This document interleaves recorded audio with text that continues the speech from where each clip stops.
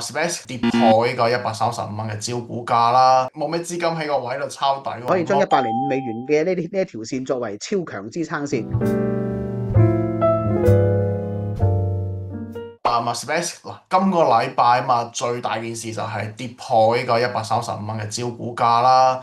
咁因為今日原本咧今日禮拜四咧，其實佢嘅星戰嘅13啦，就星艦13啦就會發射嘅。咁但係咧技術原因啦，又延期啦，咁導致到大家對 Space 最近好似好心灰意冷，不停咁樣連陰落嚟創晒新低啦。琴日最低嚟到122蚊啦，咁收盤價都係僅收喺124蚊呢啲位啦。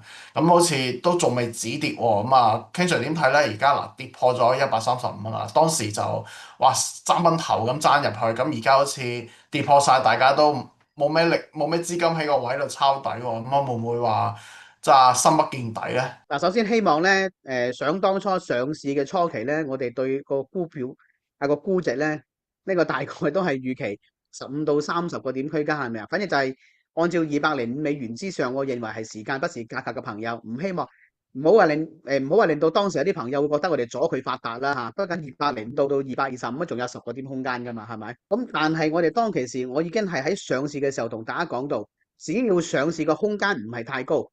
15個點附近可以搞，但係接近205美元附近就要小心啲啦。情緒如果好，可能會喺呢個205美元價格之後再乘以10%，極限係20%。我認為時間不是價格嘅朋友，咁而家其實回頭睇翻都冇幾長時間，咁就基本上就落翻嚟。而且我記得喺呢1兩個星期，我哋喺前邊嘅期數咧，我哋都同大家分享過，接住落嚟嘅機會喺邊度咧？我嘅判斷係佢會破新低。佢會破招股價嘅新低，咁喺當其時我亦都同大家講過160美元呢個價錢都係貴嘅。如果唔係因為公司老闆係馬斯克，我認為佢個股價就係一半。合理價格其實就係一半嘅價值。不過問題咧，其實而家呢個 CBS 佢最重要係價值同埋泡沫之爭嘅一個叫做核心邏輯。短期係貴嘅，但係長期係睇好嘅。咁呢個過程要點樣去衡量佢中間嘅價錢呢？咁今晚我哋就喺呢度細細去數數。首先，我從機構投資者嘅角度，我回頭去講翻呢件事。喺上市嘅時候，我已經俾到個合理嘅估價俾大家。反正高喺205，低去到幾多啊？低就係要破招股價135美元呢個區間。咁所以其實喺高賣之後呢，咁而家接住落嚟應該係點樣做啊？其實按照歷史唔會重複，但往往驚人咁相似嘅呢一個叫做錨定。咁其實喺呢個位置下邊咧，我哋要睇翻個基本面邏輯係咪符合我哋當時嘅判斷，可以繼續去喺呢個位置去出手或者關注。咁首先公司嘅最新基本面咧，大家都知道。咁其實一季度嘅數據咧，其實都係保持持續虧損嘅。咁呢個虧損狀態下邊係導致到股價喺呢個位置要持續往下打壓嘅核心。咁然後新嘅業務火箭發射嗰啲預期係導致到情緒向下收嘅一個邏輯，因為基本面唔好啊嘛，你業績已經你個業績本身跟唔上，同埋個估值偏高嘅情況下，但凡市場基本面有一啲利空嘅情況出現，短期一定係會進入情緒實跌嘅基礎嚟嘅，所以呢個已經係可以喺早之前，我哋已經係可以預判到呢個情況下。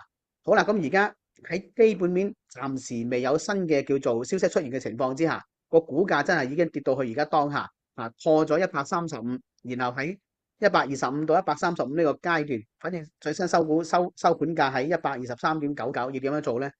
咁然後我個人嘅睇法認為，我認為喺呢個位置呢，我哋依然係可以按照翻之前嘅預判同埋劇本去走，破咗135之後，咁喺而家呢個價格125附近呢，我依然堅持係可以做一個低級階段性喺呢個位置係可以做一個關注。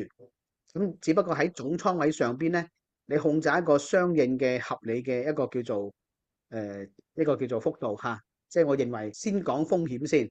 如果佢假如從一個硬性角度嚟講，我認為首先唔可能喺階段性喺呢一口氣會跌破105嘅一個位置後邊唔敢講，但係呢一波好難，所以我哋可以將105美元嘅呢一條線作為超強支撐線。喺呢個位置，假如我買，我要點樣分批買，分啦幾次，但係破105我就做一個硬性止損。正常情況下未有破105情況下，我個人認為佢後邊係會衝翻上去嗰個新股發行價135美元附近，或者係上少少。咁呢度我更偏向於後邊係採取波段操作。咁然後喺呢個位置其實都會有大概10個點左右嘅空間。咁然後等到個叫做短期情緒進行一次收復嘅時候，我個人嘅感覺，我認為依然係要進行一次高拋嘅操作，可能到時仲會有一個高拋低吸嘅過程。咁如果假如真係下一次嘅劇本一樣係好似而家咁嘅走勢，咁下一次如果回踩嘅空間到咩嘅時候，會係一個強支撐同埋可以再加倉嘅位置呢？我哋下一期再跟進。即係其實呢啲好嘅標的，其實大家唔使慌，只要我哋對佢嘅基本面研究估值有一個相對嘅一個合理預判性，同埋7成嘅概率，我哋能夠做到一個咁樣嘅空間。喺買賣過程當中，唔好一口氣買晒，相對做一個分批策略、U 型策略，或者係分批減持，或者係賣出。相對其實後邊都仲係可以輪番多做幾次，有利可圖，甚至乎積少成多，空間一啲都唔會少嘅。咁最重要一樣嘢就係短期記住波段操作，唔好死頂就得㗎啦。